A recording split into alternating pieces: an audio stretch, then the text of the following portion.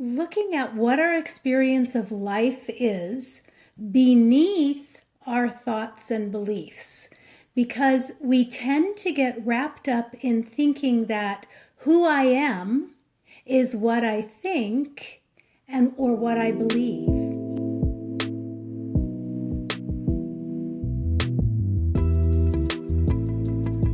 Hello, and welcome to another exciting episode of The Ecstatic Woman. I'm your host, Alara Sage, the Ecstatic Life Mentor. You know, oftentimes we are thinking that we have to have these grandiose experiences to really give ourselves permission to experience joy and happiness and to really feel that aliveness that's within us. But what if we're able to really strip ourselves of our inhibitions and really show up in the present moment? Can we experience the little joys that exist in every single moment throughout our day? Today, we are here to talk about this and so much more with our guest, Marijke McCandless.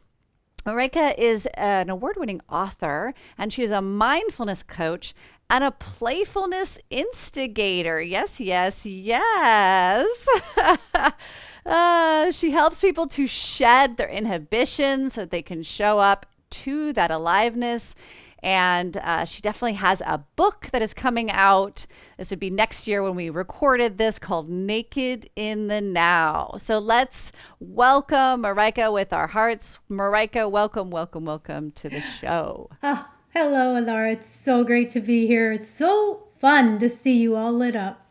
Thank you. Some Yes. gorgeous energy here. Lit. And I love talking about this stuff. This is what I'm all about. Bite-sized Yes. moments that can change our mindset. Totally. It's so important because I really do feel like people think, okay, I'll let myself experience joy when I go on vacation, right? Or I'll let myself experience when I'm done with work or for the weekend. Or we're always putting it off, aren't we, into these other Yes. moments, Yes. right? I think it's because we're trained to do that. Don't you? I mean, I think in our society, or maybe just humanity at large, is our brains are wired to continually look for what's wrong. It's what they're supposed to do. It looks for what's wrong, and then we go into fix it mode. But I want to change that. I want people to notice that even though our brains are doing their thing, every single time we turn our attention to a moment of delight, 5 seconds of delight. See, I can feel like all the hair on my arm is standing up right now. It changes our experience of life, and we begin to develop better habits, different habits we get excited to notice more of that. 5 seconds. I think everybody can do 5 seconds, right? 5 seconds. Right. So, what is 5 seconds of delight? Can you explain that a little bit further? Well, I mean, I think if you think just first, like what is delight? So and maybe we have different definitions or whatever, but for me, when I think of delight, it's a moment of happiness, pleasure, maybe. It's a moment of ease. And for me, there's this little component of innocence. There's a loss of my self-absorption, the negative self-absorption that I might have taken on during the day or whatever. So I momentarily am in a moment of innocence and playfulness. Really, it's almost a moment of playfulness. And so, I mean, if we really think about it, there may be hundreds of these during the day that we just overlook. They're just right there. But if we want to kind of jumpstart the practice or whatever, you can just remember for yourself your own little moments of delight. So I can remember one time a butterfly lit on my hand, and it stayed there for longer than you would have expected. And I just happened to notice what happened inside of me. My whole being just was, what? There was like this smile bursting through.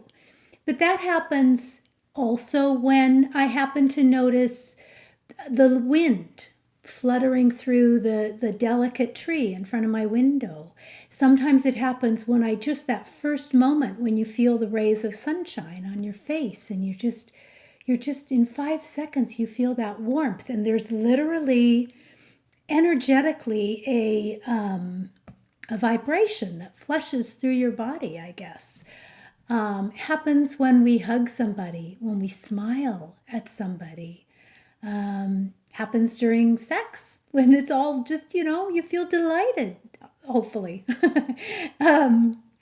Let's see, other moments of delight, just when you laugh, or when you sit with someone and in that moment you are only with them, even if it's completely just for 5 seconds.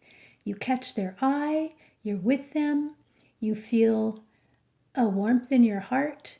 That's what I'm talking about. And I experience it whenever I turn my attention to notice it. You can experience it. Yeah, I think that's a really important part of it. If you turn your attention towards it, you notice it. One of the things that comes to mind as you're saying this is, to me, sometimes it can be things like, oh, like, look, the traffic lights are green, right? And there's a fluidity to moving through whatever traffic, or like you're at the grocery store and there's no lines. You got in just really smoothly, right? Or for some reason, I'm also getting the image and the sensation of like water going down the throat, right? Of drinking water, of how good that feels. And also, a lot of times I have these people in my life who I say they're my little angels. Like, I walked into, this is kind of funny, but it's one of these moments, and it was most recent, so I'll share it. I walked into a restroom, a ladies' restroom, and there was a woman just standing there, and she just pointed to the stall that was open. And I was like, oh, thank you. And I was like, yay, like, because it felt easeful, it felt playful. It felt like she was just literally standing there just to show me the stall that was open, which of course isn't necessarily true, but it brought me that delight. And I have a lot of times that people will do things like that I really enjoy, like noticing those little tiny actions, right? That just like, oh, why, thank you. That made my day or this moment more easeful, right? Because I think that's a really absolutely beautiful word, easeful. Mm-hmm. The way that you just told your little story there is really great, because what it enlivens for me when you talk about it is this idea, especially when we're talking about dealing with other people, how in any moment it can be a tiny little dance. It was like, for that moment, you and this woman had this exchange that was lit up. It was a tiny little lit up exchange. And I love that you're noticing it when other people do it for you, and how cool to know that we can do that for other people too. I mean, I think I think it's probably behind the heartfelt impetus of things like the tiny little libraries that people put up on the street these days. You go past one and sometimes they're colorfully lit up, or they're just simple, or whatever they are, and it's just great. It just makes you feel connected to that person for a moment. Maybe that's part of delight, is when we feel connected to a person, or to the world, to the universe at large for a moment. And I think we can feel a lot of times, truly from my heart, I compliment people because I just love to do it. I love that feeling. Even sometimes people aren't very good at receiving compliments, like if you say, oh, like the other day, kind of similar, I saw this woman with a butterfly, shirt on. I was just like, oh, I love your butterfly shirt. And she kind of looked at me and was like, oh, thanks, and then kind of walked away. She didn't really, but I know for certain that that impacted her, even if she couldn't really receive it in the moment. I don't need her to, say, oh, thank you so much. I really enjoy Yeah. gifting it to her. And so I feel like that's another way we can delight, right? Totally. Yeah, I know. I've been noticing your earrings this entire time. I'm just like, oh, See, they're there just we go. great, I know. But, Or I maybe don't know. being the person that just points the open stall in the restroom to the I'm going to other. try that one next time. I'm like, that is really fun. It Totally is because I fun. didn't even have to like take, I just was like walking right in. She pointed and I was like, it was straight in. It was just like, again, easeful was the word. But Yes. you mentioned something else that I thought was, it's like we talked about the 5-second moments of delight, which we can help create, we can notice, we can tune into. And then there's those almost bigger ones when synchronicity kind of starts lining up and you get that sort of wow kind of experience of the universe. And to me, that's when I feel really in tune with life. And that feeling, I like to call it naked being, that somehow I'm in the flow of life. I'm showing up, I'm noticing what's coming before me, and I'm maybe in touch with those synchronicities or that resonance. That's when the delight gets big. That's when it gets big. And infuses my whole being with that, and then I can bring it out too more easily. I love that terminology, naked being.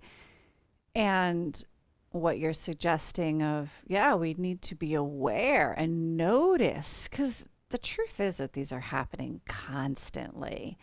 And oftentimes, as you alluded to earlier, we're kind of so absorbed in, the physical and life, and sometimes even the negative things that we're really focused on, rather than kind of stepping back and allowing the full view into place. It is. We are gifted that opportunity to see. I have been shown so many times magic. Just I call it magic because to me it's the magic of the universe. Not the abracadabra, not the spells and all of that. The true alignment and the way in which the universe flows with so much love and power.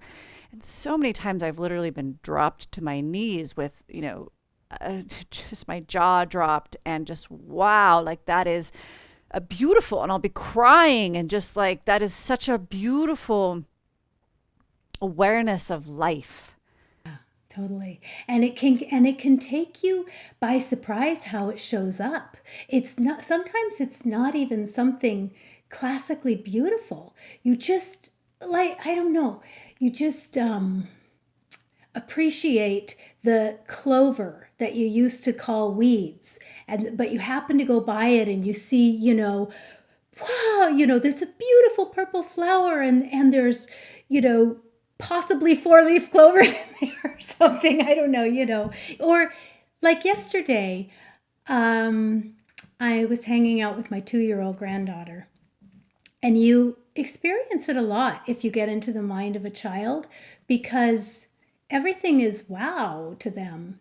And there was a grasshopper who I think was injured, and it was kind of stuck in this mud. I mean, there was nothing beautiful about where we were. It was a messy piece of concrete, whatever, bits and pieces of bark and dirt on it, and this dull colored grasshopper. But because I thought it might be of interest to her, we squatted down and we looked at this grasshopper, and it enlivened her for sure. She was all about Mr. Grasshopper, but it enlivened me. I was like, I had no idea these dull grasshoppers had wings that had like stripes on them, or I don't know. It was just, and it was maybe 1 minute that we spent with this grasshopper. It wasn't a big thing that I had to go find. I just had to take a minute and notice whatever was in front of me, whatever Hmm. it was, sensually. sensually in front of me. Yes, little kids are so good at that. I remember with my boys, they really taught me. They taught me how to be present. I remember taking them on a walk and very similar. Like it was actually a really beautiful area, but they weren't tuned into any of that. They were looking at the ground, watching the ants and the little tiny stuff, you know? And I mean, walk is a big word for what we did because we did a lot of standing Yes. and like very little movement. And it was such a beautiful experience for me. This was many years ago where I had to really breathe into my body and realize that I had this expectation, right? Okay, we're going to go for a walk, and any expectation, and like, oh, can I just be here with them, right? And can I see the world as they're seeing the world? And I feel like that's what you did. And it's so beautiful to do that. I know you said that, and I was thinking how usually when I go for a walk, it's for fitness, right? It's kind of for fitness. I mean, I sort of go because I go someplace pretty, but it's more or less for fitness. And I was thinking how somehow the way that you described it with your boys, I was thinking, wow, it's fitness for the soul. It's fitness for the soul when we stop and tune in. Yes, absolutely. And I love how you're bringing in the word sensuality, right? Because what I've also been taught a lot is like how much there is to feel and experience through the senses in any given moment. Yes, I know. It's there's I have this sentence. If I'm really stuck in my head, my cue is to ask this one sentence, which is, what else is here? And by that I mean, what else other than my thoughts? And that is my cue to look at colors, to look at visuals, to smell, to taste, to listen, to touch, to feel the ground beneath my feet, or even just putting my fingers on this desk right here brings an enlivenment to the moment that is greater when all the senses are enlivened. I love that. It's a wonderful sentence that the audience can take away with what else is here, because we get caught up in the mind and we shut down the senses, we shut down all of the input. Yeah, so when you're saying, getting naked in the now, can you explain that a little bit more? What do you mean by getting naked? I mean, obviously you're not talking about taking off our clothes. Right. So what are you suggesting? Well, so what I'm talking about is looking at what our experience of life is beneath our thoughts and beliefs, because we tend to get wrapped up in thinking that who I am is what I think and or what I believe, even what I value. And I'm here to say, not really. My experience is that when we are completely present, we are experiencing life under our thoughts and beliefs. We're sensually alive, so our senses are on full alert, and the senses can only pick up what's happening right now. And whereas our mind can travel easily to the future or to the past, or, we worry about the future or we get anxious about something. So being naked in the now is about letting go of our thoughts and beliefs for a moment, turning our attention to the sensual now. I use the term because it brings to mind, there's kind of two sides to nakedness. And there's kind of this, oh my God, that sounds scary. That sounds too vulnerable. That sounds risky. But there's also, playfulness and intimacy. And when I talk about getting naked in the now, I'm talking about being intimate with the moment. Intimate with the moment. And you can feel that flush through your body. You can feel that immediacy that sensual immediacy flush through your body. And for me, that's what the word delight captures also, is this intimacy with the moment. Like the kids do all the time. Little kids can do that easily. And I use the term naked because I know it's a little naughty, I guess, to call it that. But I think of when we are like lovers naked, we are feeling playful and we are okay with being vulnerable, and we're not all covered up perfecting ourselves. And it's joyful messiness that's right now. You're speaking my language, as I too speak a lot about intimacy, and it's so powerful. We think of intimacy a lot of times with other people, right? But intimacy is really and truly with ourselves and with the moment. And if that involves other people, so be it. But we can be deeply, deeply intimate and naked, as you say, with ourselves and with the moment, and just how much that really amplifies our experiences, right?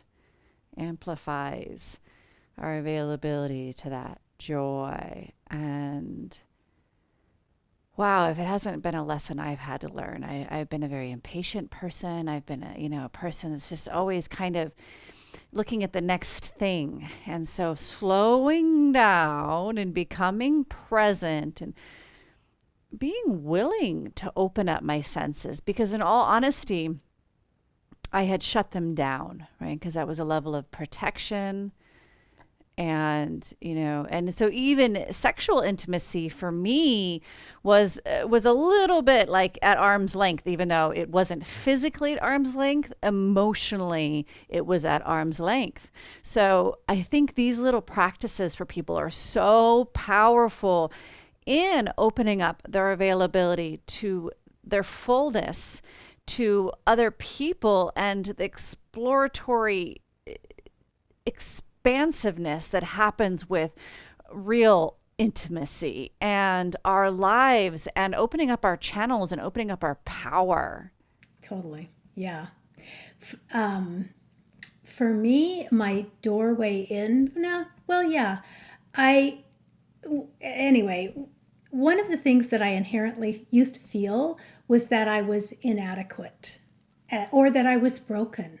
I had trauma. Have had trauma in my life. I had trauma as a child that I carried into young adulthood that affected my marriage with my husband in our younger years. And I had come to the conclusion that I was broken and needed to be fixed. And so you go on that pathway and you do that. You go try to fix yourself. But when you come full circle, what you discover is, oh my God, wait a second. I am inherently imperfect. I'm inherently imperfect and wholly lovable. And it's not about being the perfect version of ourselves. It's about being in the moment. It's really about being willing to be in the juicy okayness of right now, because that's where life exists. That's where life is. And that unlocking that key opens this door to a curiosity for life that can change everything.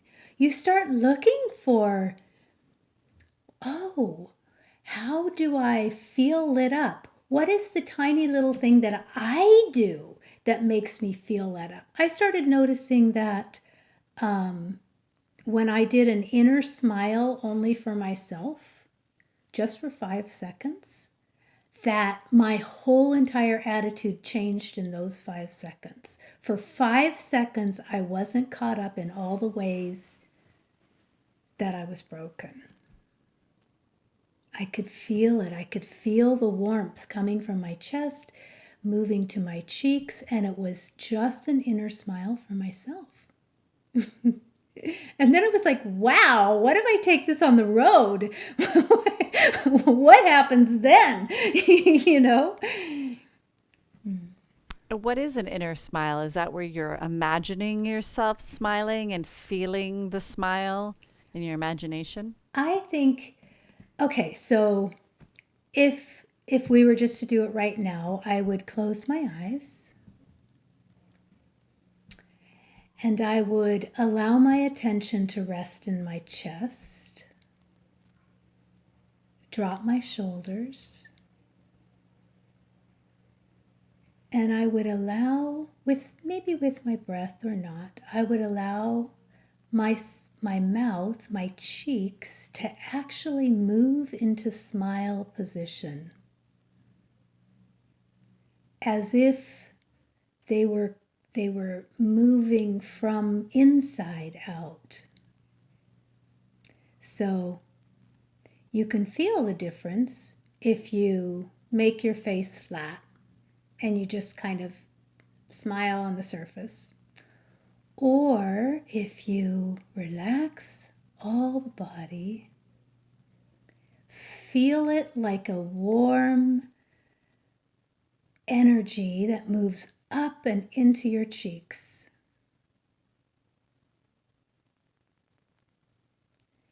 And it tends to feel warm in my chest and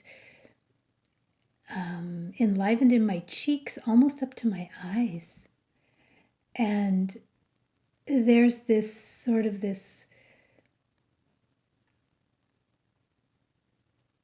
joyful moment where nothing is happening except for me smiling from inside for myself, and I feel better. Yes, it's very warm in the heart, is what I was feeling. And I played with just like smiling or like smiling. I was focused on the heart, as you said. And absolutely, it was a warm sensation that went from my chest up into my cheeks and yeah, as you said, up into my eyes. Whereas the just smiling feels very much like, to me, that smile that I just can't do anymore. I can't do that, like, I'm just going to smile to smile, you know? I'm a very smiley person because I'm a very joyous person. So I am smiling a lot, but I don't go into places and smile because I feel like it's polite or it's nice or it's all of these things. I literally can't make my face do that. And when I did it just then, I was like, oh yeah, there's that feeling again of Yeah. just like you're literally like putting a mask on, you Exactly. know? Yes, exactly. And discovering for yourself the difference of those two feelings, that in itself is really powerful. It's like, oh, wow, there's actually different experiences of smiling. There's this willingness to feel joy, or I need to protect myself. And the best way to protect myself is with a smile so nobody asks any questions, you know? Yeah. Yeah, it's so interesting because I was really feeling today just how much we really stop ourselves from the experience of joy, right, out of this protection and these closed walls. And I feel like that little exercise was so wonderful in, as you said, really feeling what it feels like, and that depth of truth.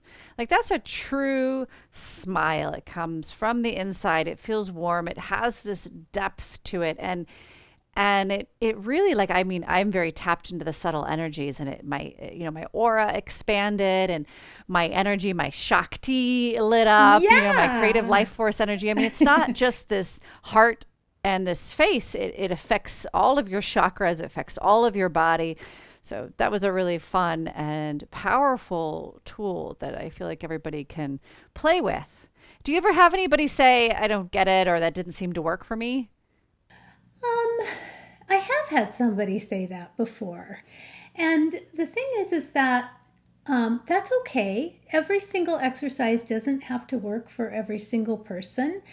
What's more important is being honest with yourself, checking in with yourself, no, and maybe asking yourself, I wonder why that didn't work. Wonder what I'm doing differently or where I'm stopping myself from feeling this. Wow, those 5 people are saying they're feeling joy when they do this and I'm not feeling that. That's the place to go, is to look, because ultimately you are your best personal detective. You know, you are the one that is increasing your own joy. So you do need to pay attention to what works or what doesn't, or come back to an exercise another time. Sometimes we're just not in the mode for it or the mood for it. Yeah. Yeah, I always feel like also with those exercises, it's really good to do them when you're already like, okay, I'm feeling pretty good, or I'm feeling really good. And then you tap into that and then start taking them into moments where, like, hey, I really need that inner smile, right? Or sometimes Yeah. when we're trying it, when we're really not feeling it, Yes. it's a less available. Or as we practice when it's a little bit more available, then we get good at it and we can literally bring it into any moment, right? That moment that you're like, oh my God, I want to scream at the top of my head, or oh my God, I feel so down and low. Then, yay, you have that tool in your toolbox to access your inner smile. I love That that so that much. is great advice. That is really great advice.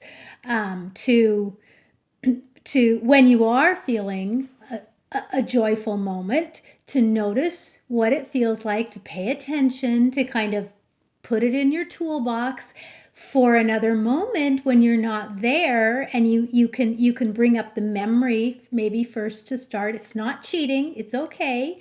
We get to use our full capacity for our own joy and to end our own suffering. I think I recently came up with this. I'm sure you're familiar with, a lot of people like to do gratitude journals. So coming around to what we were talking about before, I think the gratitude journal is a great thing to do. And I have a different idea, which is to do a daily diary of delights.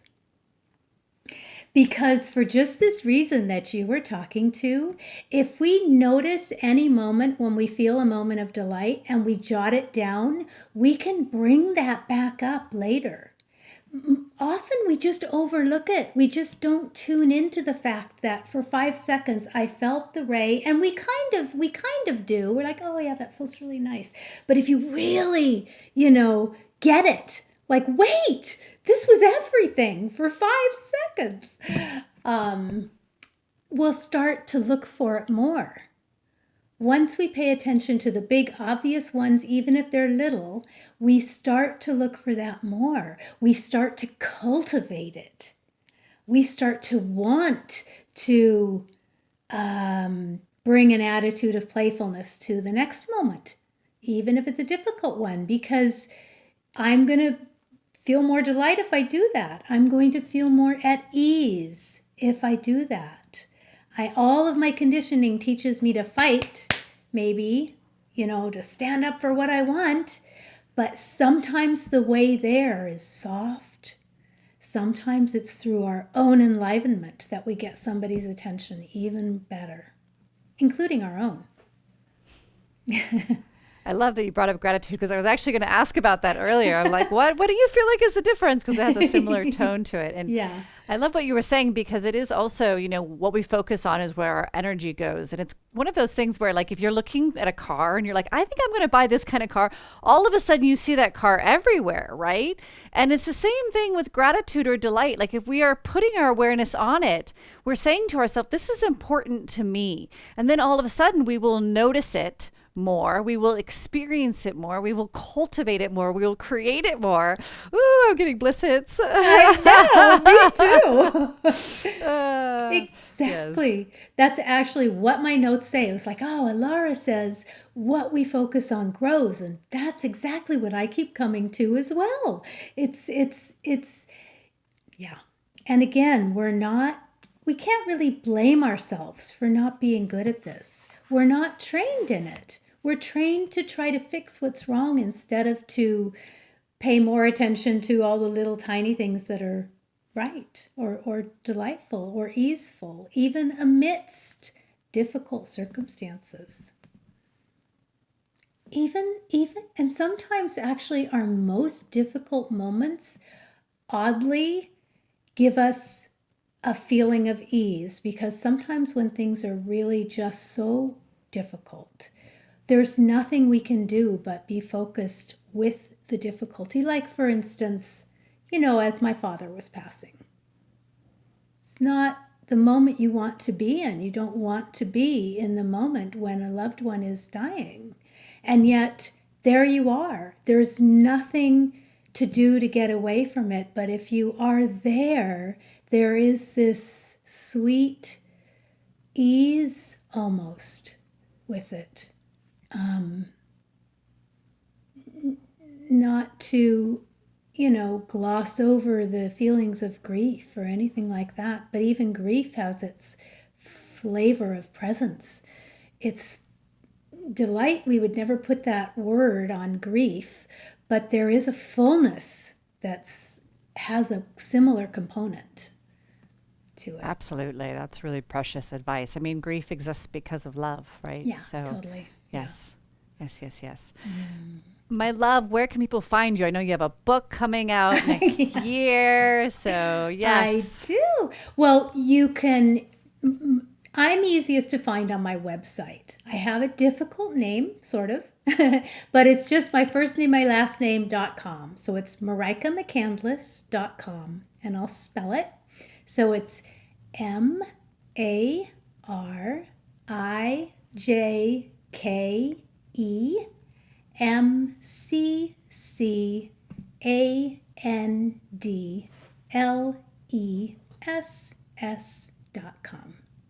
That's the easiest place to find me. And I want to offer your readers, your listeners, something. So I have a book. My book's called Naked in the Now, Juicy Practices for Getting Present. It's being published by Collective Inc., which used to be called John Hunt Publishing, O Books imprint, and it'll be coming out next summer, 2024. So yes, please go onto my website, subscribe so I can fill you in on all the information. But in the meantime, I would like to offer your listeners, I would like to send on to them free. How do I do this? How do I get this to them? Anyway. Well, it'll be in the show notes. I can share a link in the show notes. So they will need to get in touch with me so that I can get in touch with them. But I have putting together an online course called Juicy Practices for Getting Present that is comprehensive. It has 3 complete modules. We talk a lot about intimacy with the self, intimacy with others.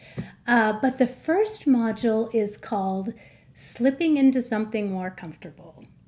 I would like to offer your listeners a couple of free guided sessions directly from that module. I'll also send along the intro to the whole class for them to listen and practice. Yum. That sounds delightfully delicious. Yeah. Yay. Totally. Okay, so with that, we're going to move into our activation at this time. So I always tell the listeners that if you're driving, you can do this, just keeping your eyes open, and then you can always come back when you have some more spaciousness and fully engage in this. And just a reminder that there's nothing that you have to feel. There's nothing that is, that is a requirement here. There's no exactness to this. This is unique to you. So just be available to what you experience and know that that is absolutely perfect. So let's go ahead and close our eyes if you're not driving.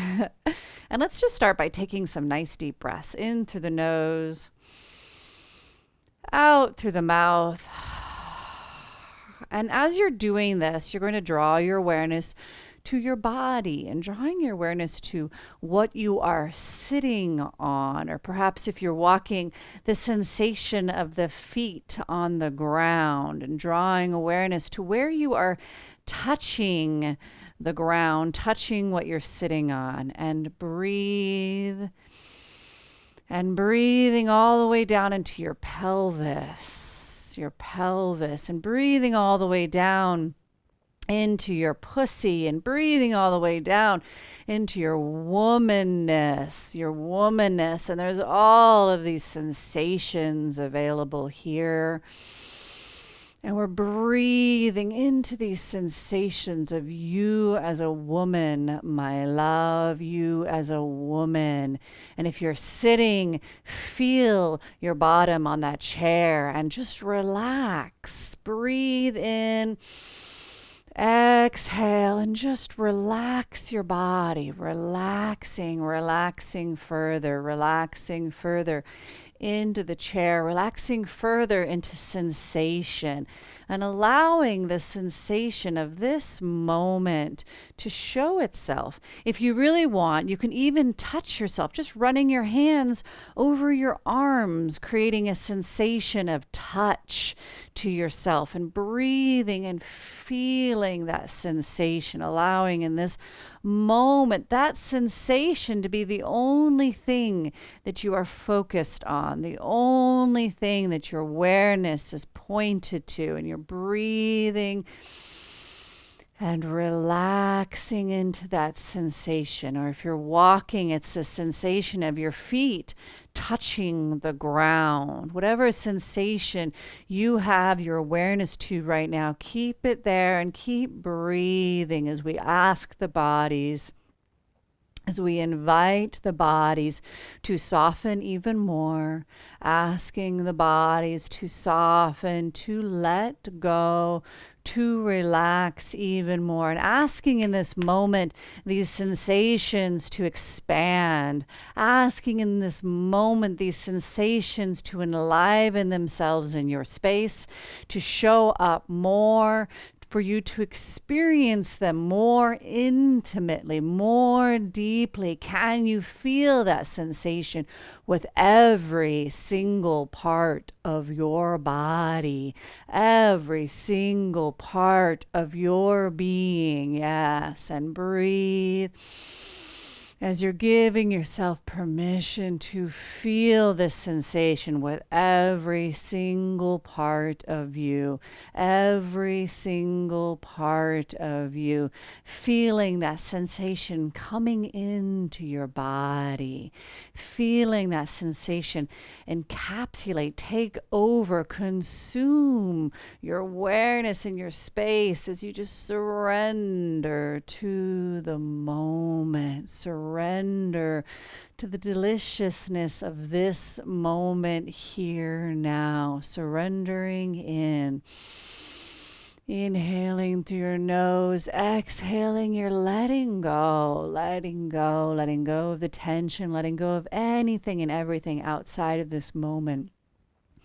Anything and everything outside of this moment, allowing yourself to notice everything about this sensation, everything about this moment, even my voice, noticing how my voice comes into your ears, noticing the vibration of my voice into your ears and into your body, noticing. I'm going to bring in some sound, really listening to the sound and welcoming it into your body with full sensation.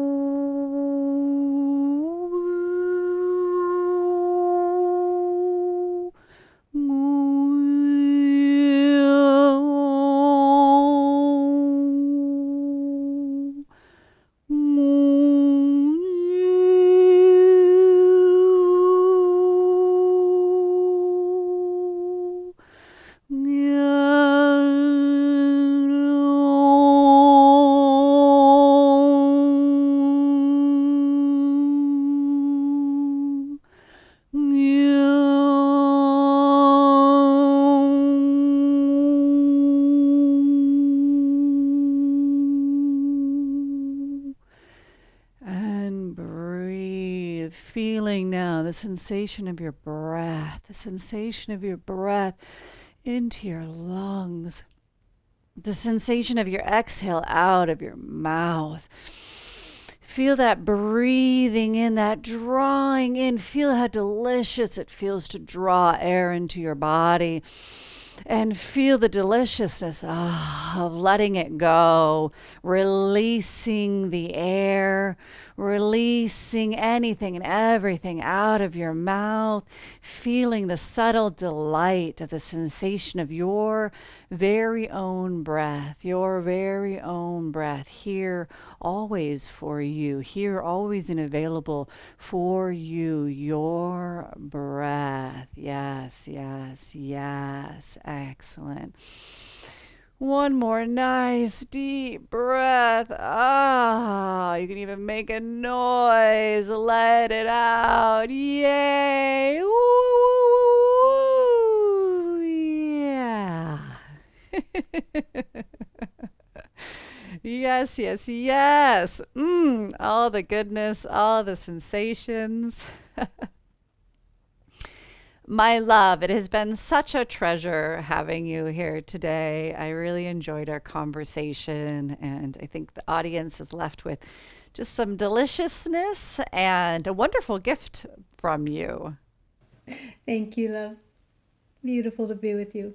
And fellow ecstatics, please reach out to her. And, if this is, 2024, find her book. If it's not 2024, kind of get ready, right? Get ready for that to come out. Make sure that you're sharing this episode. Do you know somebody maybe who could have a little bit more ease in their life? Maybe that person who's always thinking, maybe that person who doesn't notice or recognize the ease, the delight, the joy that's in their life. Share this episode with them so that they can take home these nuggets of wisdom and the energy that we brought forth here today. Otherwise, we will see you next week for the Ecstatic Woman. Thank you so much. Thank you. I love sharing your energy.